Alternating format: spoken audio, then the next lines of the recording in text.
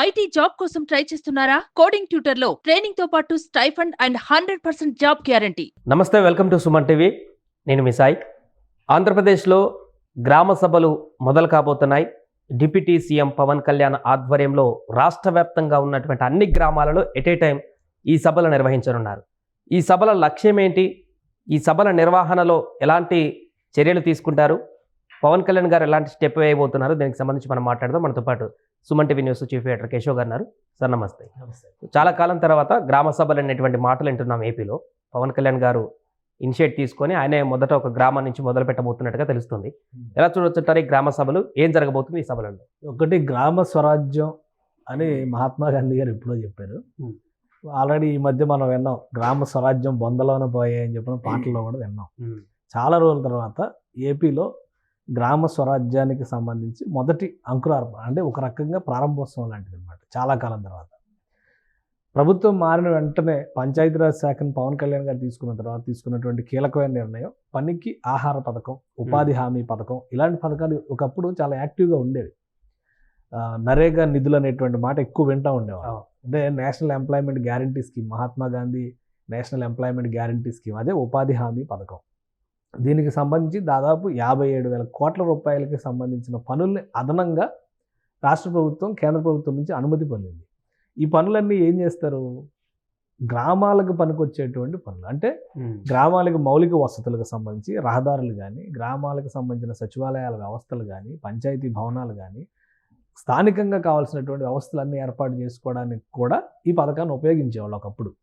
ఎందుకంటే గ్రామంలో పనులు లేక పంటలు వ్యవసాయం చేసేటువంటి క్రమంలో కొన్ని నెలల పాటు పనులు లేనటువంటి సందర్భం వచ్చినప్పుడు అక్కడ ఉన్నటువంటి ప్రజలు పని ఉపాధి లేని పరిస్థితులు ఉండకూడదని బహుశా ప్రధానమంత్రిగా పివి నరసింహారావు గారు ఉన్నప్పుడు ఒక 30 ఏళ్ల కిందట స్టార్ట్ చేసినటువంటి స్కీమ్ ఇది. అందరూ ప్రధానమంత్రులు కొనసాగించారు. దురదృష్టం ఏంటంటే గత 5 ఏళ్లలో ఉపాధి హామీ పనులకు సంబంధించిన నిధులు కూడా ఎటు వెళ్ళినాయి, పనులు ఏం జరిగినాయి అనే దాని మీద స్పష్టత లేని పరిస్థితి ఏర్పడింది. ఈసారి ఉప ముఖ్యమంత్రి హోదాలో ఉన్నటువంటి పవన్ కళ్యాణ్ దాన్ని పూర్తి స్థాయిలో, గతంలో మనం చంద్రబాబు నాయుడు గారు ముఖ్యమంత్రిగా ఉన్నప్పుడు, అంటే 1999 ఆ టైంలో గ్రామ సభలకు నేరుగా ముఖ్యమంత్రి వీళ్ళు నిర్వహించేవాడు. సో అదొక ట్రెండ్, అప్పుడు దేశంలోనే ఒక ట్రెండ్.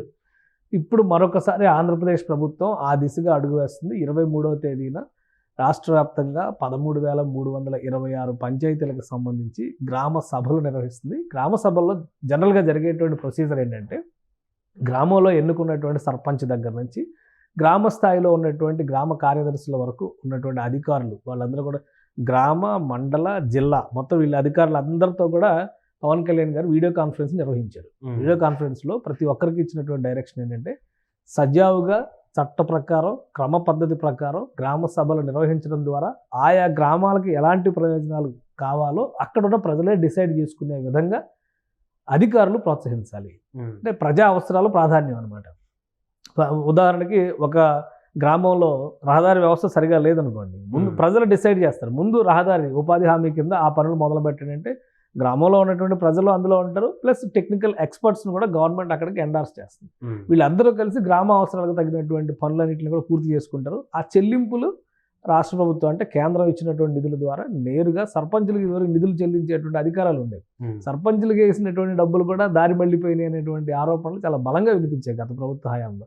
ఇప్పుడు వాటన్నిటినీ కూడా ఒక స్ట్రీమ్ లైన్లోకి తీసుకురావడం ద్వారా గ్రామాల్లో సుహృద్భావ వాతావరణం, ఆహ్లాదభరితమైనటువంటి వాతావరణం, వాళ్ళ పనులు వాళ్ళు చేసుకునేటువంటి ప్రజాస్వామ్యయుత వాతావరణం తీసుకురావాలని పవన్ కళ్యాణ్ గారు ప్రయత్నం చేస్తున్నారు. అందులో భాగంగానే మొదటి విడత ఇది. బహుశా అనుకోవడం ప్రతి 3 నెలల నుంచి 6 నెలలకి నిర్వహిస్తారు. ఒక డేట్ ఫిక్స్ చేస్తారు. చంద్రబాబు నాయుడు గారు ముఖ్యమంత్రి కూడా వెళ్ళొచ్చు, మంత్రులు కూడా వెళ్ళొచ్చు, ఆయా రాష్ట్రాలకు జిల్లాలకు రిప్రజెంట్ చేస్తున్నటువంటి మంత్రులందరూ కూడా అక్కడ ప్రాతినిధ్యం తీసుకునేటువంటి అవకాశం ఉంటుంది. మొదటిసారి ఒక పండుగ వాతావరణంలో గ్రామ స్థాయిలో జరగబోయేటువంటి వేడుకలాగా ఇది కనిపిస్తుంది. ఆల్రెడీ రివ్యూలో కూడా ఉన్నత స్థాయి అధికారులు, సచివాలయంలో ఉన్నటువంటి ఉన్నత స్థాయి అధికారుల నుంచి విలేజ్ సెక్రటరీస్ వరకు అందరినీ ఈ రివ్యూ మీటింగ్లో ఇన్వాల్వ్ చేశారు. పూర్తి స్థాయి ప్రజాస్వామ్య పందాలో ఈ కార్యక్రమం నిర్వహించాలి. నిర్వహించేటువంటి బాధ్యత అధికారులది. అవసరాలని ప్రతిపాదించడం, వాటిని ఆమోదింపజేసుకోవడం, ఆమోదించాల్సినటువంటి అవసరం కూడా ఉంటుంది. వాటిని ఆమోదింపజేసుకోవడం, గ్రామ సభల్లో జరిగినటువంటి తీర్మానాలను మళ్ళీ ప్రభుత్వానికి రాసి పంపిస్తారు. ఈ తీర్మానం చేశారు కాబట్టి ఈ పనులు చేయాలి అనేటువంటి డైరెక్షన్ వచ్చిన తర్వాత ఆ పనులు చేపట్టేందుకు కావాల్సినటువంటి నిధుల విడుదల ప్రక్రియ మొదలవుతుంది. సో ఆ విధంగా తొలిసారిగా ఒక 5 ఏళ్ల తర్వాత మళ్ళీ ఒక ప్రజాస్వామ్యయుత వాతావరణం గ్రామాల్లో వచ్చేటువంటి అవకాశం అయితే స్పష్టంగా సార్ నేరుగా పవన్ కళ్యాణ్ గారే గ్రామ సభలో కూడా పాల్గొంటున్నారు 23వ తారీఖు. అవును. రైల్వే కోడ్ నియోజకవర్గంలో గ్రామాన్ని ఎంచుకున్నారు. అంటే అక్కడే ఎంచుకోవడానికి గల కారణాలు ఏమైనా ఉన్నాయి? అంటే రాయలసీమ ప్రాంతానికి గ్రామాల విషయంలో రాయలసీమ ప్రాంతం చాలా వెనుకబడి ఉన్నటువంటి ప్రాంతం. అలానే అక్కడ అసలు మౌలిక అవసరాలు స్థానికంగా కల్పించాల్సినటువంటి వసతుల విషయంలో కూడా చాలా ఇబ్బందులు ఉన్నాయి. అందుకే పవన్ కళ్యాణ్ రైల్వే కోడూరు ఇప్పుడు జనసేన ఎమ్మెల్యే స్థానం అది. అక్కడ ఉన్నటువంటి ఒక గ్రామాన్ని మైలాదేవరపల్లి ఏదో చెప్పారు, మైలాపూర్ ఆ పేరు ఏదో ఉంది.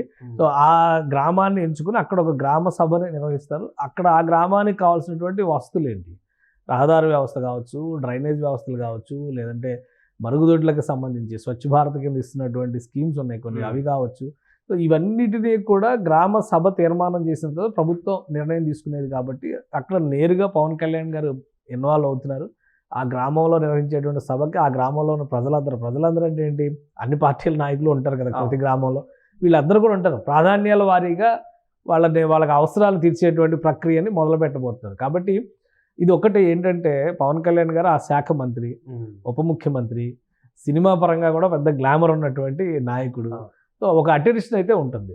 బహుశా నేను అనుకోవడం చంద్రబాబు నాయుడు గారు పూర్తి స్థాయిలో ఈ గ్రామాభ్యుదయం అనేటువంటి కాన్సెప్ట్ తనకి ఇష్టమైనటువంటి కాన్సెప్ట్గా ఆయన ఎంచుకుని తీసుకున్నటువంటి శాఖ కాబట్టి ఆ బాధ్యత మొత్తం పవన్ కళ్యాణ్ గారికి అప్పగించినట్టున్నారు. అందుకనే నేరుగా ఆయనే ఈ కార్యక్రమాన్ని ప్రారంభించడం, అక్కడ జరగబోయేటువంటి విధి విధానాలు పవన్ కళ్యాణ్ గారు ఒక దగ్గర సభ నిర్వహించారంటే దాన్ని మిగతా వాళ్ళందరూ కూడా అది ఫాలో అయ్యేటువంటి అవకాశం ఉంటుంది. ఇప్పుడు 23వ తారీఖు అదే మిగతా ఎమ్మెల్యేలందరూ కూడా నేరుగా గ్రామ సభలలో పాల్గొంటారా? టీడీపీ కానీ, బీజేపీ కానీ, జనసేన ఎమ్మెల్యేలు కానీ అందరూ ఖచ్చితంగా పాల్గొంటారు. ఇప్పుడు ప్రతి గ్రామంలో పాల్గొనకపోవచ్చు, కానీ మేజర్ గ్రామాలని, మేజర్ పంచాయతీలని ఎంచుకుని ఆ గ్రామాలకు అటెండ్ అయ్యేటువంటి అవకాశం. ఎందుకంటే శాసనసభ్యులు అందరూ 175 మందే కదా, అన్ని పార్టీలు కలిపినా కానీ. సో 11 మందిని పక్కన పెట్టిన కూటమి నాయకులు 164 మంది ఉంటారు. వీళ్ళందరూ కూడా కంపల్సరీ ఇన్వాల్వ్ అయ్యేటువంటి అవకాశం ఉంటుంది. గ్రామ సభలు చేసిన తీర్మానాలని ఫర్దర్గా ఎండార్స్ చేయడం అనేది ప్రభుత్వం పైన ఉండేటువంటి ఒక బృహత్తర బాధ్యత. ఎందుకంటే ఇప్పుడు ఆంధ్రప్రదేశ్ ఉన్నటువంటి స్థితిలో ఆర్థికపరమైనటువంటి సమస్యలు చాలా ఉన్నాయి. ఈ ఆర్థికపరమైన సమస్యలను అధిగమించడం కోసమే కేంద్రానికి అదనపు పని దినాలు, పనికి ఆహార పథకం కింద కావచ్చు, ఇది ఉపాధి హామీ పథకం కింద కావచ్చు, ఈ జరగబోయేటువంటి నిర్మాణాలకు సంబంధించి అదనపు పని దినాలను ఆంధ్రప్రదేశ్కి కేటాయించాలని పవన్ కళ్యాణ్ గారు గత నెలలోనే కేంద్రానికి లేఖ రాశారు. దానికి కేంద్రం సుముఖత వ్యక్తం చేసింది. ఆ విధంగా కూడా కొంత వనరులు పెరిగేటువంటి అవకాశం ఉంటుంది. అంటే నిధులు కేటాయింపులు కూడా పెరిగేటువంటి అవకాశం. ఒకటి సెంట్రల్ గవర్నమెంట్ ₹1 ఇచ్చినా, స్టేట్ గవర్నమెంట్ ₹1 ఇచ్చినా, ఆ రూపాయిని పరాల పని కోసం సద్వినియోగం చేసామనేటువంటి నివేదిక గ్రామం నుంచి ఎప్పుడైతే వెళ్తుందో అప్పుడు మళ్ళీ దానికి సంబంధించి అదనపు పనులు ఇంకేమైనా ఉంటే కూడా కేటాయింపులు చేయడానికి అవకాశం ఉంటుంది. ఇచ్చిన డబ్బులు ఖర్చు పెట్టిన పరిస్థితుల్లో నిధులన్నీ మురిగిపోయేటువంటి అవకాశం ఉంటుంది. ప్లస్ ఇంకొకటి, దాన్ని నిర్దేశించినటువంటి లక్ష్యానికి కాకుండా నిధులు మళ్లింపు చేసినప్పుడు కేంద్రం అసలు పట్టించుకునేటువంటి పరిస్థితి ఉంది. గత ఐదేళ్లలో జరిగినటువంటి ప్రక్రియ ఏంటంటే గ్రామాలకి కేటాయించినటువంటి నిధులు గ్రామాలకి వెళ్ళలేదు అనేది చాలా బలమైనటువంటి అభియోగం గత ప్రభుత్వం మీద ఉంది. ఈసారి దాన్ని సవరించడం కోసం నేరుగా పవన్ కళ్యాణ్ గారు రంగంలో దిగారు.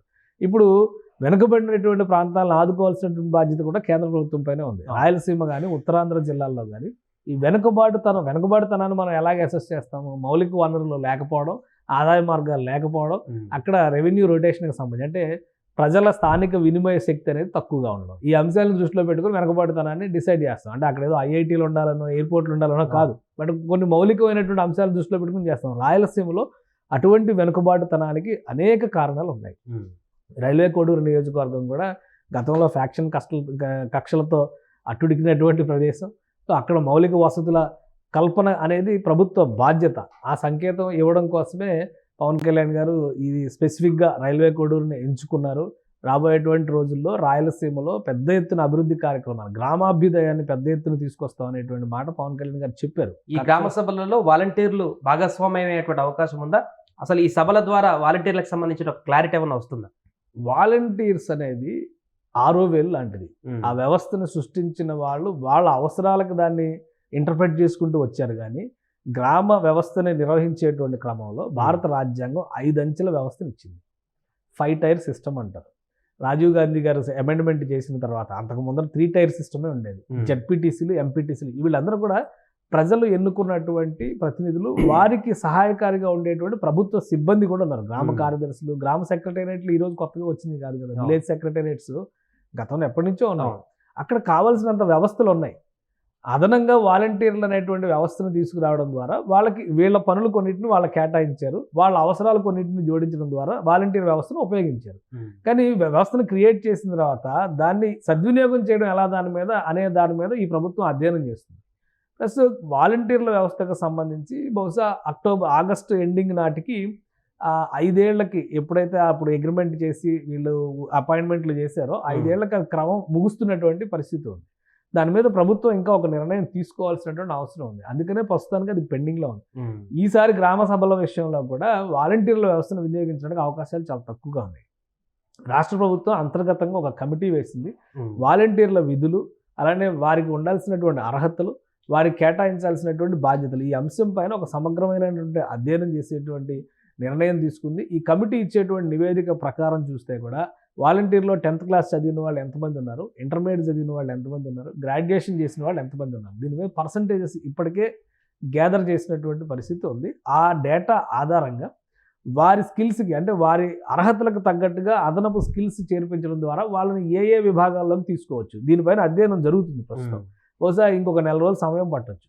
కాబట్టి వాలంటీర్ల వ్యవస్థ మీద ఒక స్పష్టమైన విధి విధానం, ఎందుకంటే ఆ వ్యవస్థను తీసేయమని ప్రభుత్వం చెబుతుంది చాలా స్పష్టంగా. అట్ ద సేమ్ టైం వాళ్ళకి 5,000 ఇచ్చినటువంటి నిర్ణయం కూడా సరైనది కాదు, 10,000 చేస్తామనేటువంటి మాట మీద ఇప్పటికీ నిలబడి ఉన్నారు. కానీ వాళ్ళకి కేటాయించేటువంటి విధులు ప్రభుత్వ ఉద్యోగులకి ఇబ్బందికరంగా, ఆటంకంగా మారకూడదు ఒకటి. రెండోది, వాళ్ళకి ఇచ్చేటువంటి విధుల విషయంలో ఒక స్పష్టత ఉండాలి. మూడోది, ఇంటర్మీడియట్, డిగ్రీ చదివిన వాళ్ళు గ్రామాల్లో చిన్న చిన్న సర్వీసెస్ చేసుకుంటూ మిగిలిపోవడమేనా, దానికి తగ్గట్టుగా చుట్టుపక్కల ఉన్నటువంటి వనరులను వినియోగించుకొని వాళ్ళకి ఏమైనా స్కిల్ సెట్ డెవలప్మెంట్ ప్రోగ్రామ్ కనుక చేపడితే వాళ్ళు ఆర్థికంగా పురోగమించడానికి అవకాశం ఉంటుందా, ఈ అంశం పైన, ఈ 3 అంశాలపైన రాష్ట్ర ప్రభుత్వం అధ్యయనం చేస్తుంది. వీటిపైన స్పష్టత వచ్చినాక వాలంటీర్ల వ్యవస్థ పైన ఒక నిర్ణయం తీసుకోవడానికి అవకాశం ఉంటుంది. అప్పటి వరకు ప్రభుత్వానికి సఫిషియెంట్ యంత్రాంగం ఉంది, సరిపడినంత యంత్రాంగం క్షేత్రస్థాయి నుంచి ఉంది. దానిని ఉపయోగించడం ద్వారానే ప్రభుత్వ పథకాలను కానీ, ప్రభుత్వ విధానాలను కానీ, ప్రభుత్వ కార్యక్రమాలను కానీ అమలు చేసేటువంటి ప్రణాళికని సిద్ధం చేసుకుని ఉన్నారు. సో వాలంటీర్ల వ్యవస్థ పైన ఒక నిర్ణయం తీసుకోవడానికి ఇంకొక 4 రోజుల సమయం పట్టొచ్చు. అప్పటి వరకు వాలంటీర్లు ఇన్వాల్వ్ చేసేటువంటి అవకాశాలు చాలా తక్కువ ఉన్నాయి. ఇంకోటి ఏంటంటే 2,30,000 మందిని ఎంతమంది రిక్రూట్ చేశారు లాస్ట్ టైం. దాదాపు 1,03,000 మంది, 1,05,000 మంది రిజైన్ చేశారు. గత ప్రభుత్వ ప్రోద్బలం కావచ్చు, వాళ్ళకున్న వ్యక్తిగతమైనటువంటి అంశాలు కావచ్చు. అంటే 1,00,000 మంది ఇంకా రిక్రూట్మెంట్లో ఉన్నారు. వాళ్ళపైన నిర్ణయం తీసుకోవాలి. నిర్ణయం తీసుకున్న తర్వాత నిజంగానే ఇంత స్థాయిలో అవసరమా, లేదా ఆ నంబర్ను కుదించాల్సినటువంటి అవసరం ఉంటుందా, అర్హతలకు తగ్గట్టుగా అందులో కూడా గ్రేడింగ్ చేయాల్సిన పరిస్థితి ఉంటుందా, వీటిపై నిర్ణయాలు తీసుకోవడానికి ప్రభుత్వం కసరత్తు చేస్తుంది. అది రాకుండా ఇన్వాల్వ్ చేస్తే మళ్ళీ పాత పద్ధతిని కొనసాగించినట్టు అవుతుంది. కాబట్టి ప్రస్తుతానికి ఇన్వాల్వ్ చేసే అవకాశాలు చాలా తక్కువ ఉన్నాయి. రైట్. సో అదే మొత్తానికి ఆంధ్రప్రదేశ్లో మరొకసారి గ్రామ సభల హోరైతే కొనసాగబోతుంది. డిప్యూటీ సీఎం పవన్ కళ్యాణ్ మొదలు పెట్టబోతున్నటువంటి కార్యక్రమం రాష్ట్రంలో ఉన్నటువంటి 13,000కు పైగా ఉన్నటువంటి గ్రామాలలో కూడా ఈ నెల 23వ తారీఖు నిర్విరామంగా కొనసాగనుంది. దాని ద్వారా గ్రామాల్లో ఉన్నటువంటి సమస్యలన్నింటినీ కూడా ఈ సభల ద్వారా పరిష్కరించేందుకు ఒక ముందడుగు పడినట్టుగా కనిపిస్తుంది. సుమన్ టీవీలో మీ పర్సనల్ అండ్ బిజినెస్ ప్రమోషన్స్ కోసం కింది నెంబర్కి కాంటాక్ట్ చేయండి.